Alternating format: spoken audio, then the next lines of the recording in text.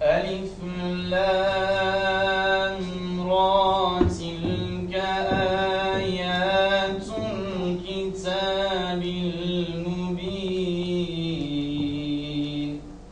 Biraz buruk, biraz sevincimiz kısık ama en nihayetinde bir mübarek Ramazan bayramına girmiş bulunuyoruz.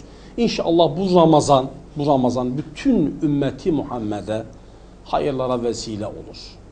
Bu konuda kardeşlerimiz de gerçekten dua etsinler. Dua edelim. Rabbim hayır getirsin, rahmet ve bereket getirsin inşallah bu bayram ile birlikte. Bugün yeryüzünde gerçekten Müslümanların yürekleri acılı, Müslümanlar çok sancılı.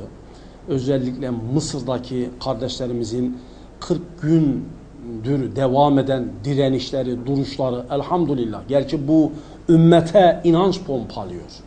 Ümmeti Muhammed'e gerçekten bilinç, şuur pompalıyor ama en nihayetinde orada kardeşlerimizin duruşları ile birlikte çekmiş oldukları acı, sancı ve sıkıntılar bizi böyle buruk bir Ramazan bayram sürecine de girdirdi. Ve yine Suriye'de Müslüman kardeşlerimize reva görülen ki tablo malum hepimizin gördüğü bir tablo. Gerçekten ümmetin bir kanayan yarası da yine ora. Bayram namazını müteakip yine ümmeti Muhammed'in sevincinin kursağında kalması meselesi. Patlayan bombalar ve yine ümmeti Muhammed'in yüreği kan ağlıyor.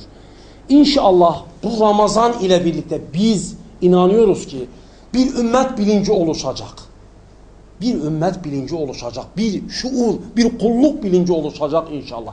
Mısır tabi bu açıdan çok önemli bir durumda ve konumda. Özellikle o kardeşlerimize bol bol dua edelim. Muhammed